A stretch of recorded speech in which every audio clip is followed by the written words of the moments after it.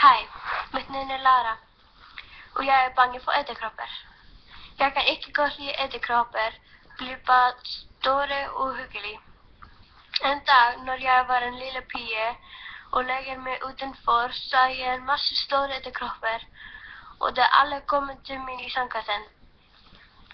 Jeg sad fast i sandkassen og skrek for min mamma for hjelp.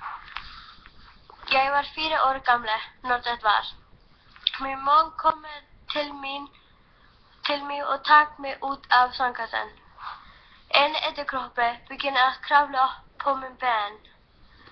Mor tog en edderkoppe i sin hånd og fortalte mig ikke være bange. Men jeg aldrig stoppe være frygt om edderkopper. Edderkopper er mindre og grimmere end jeg. Jeg vil overvinde frygt en dag.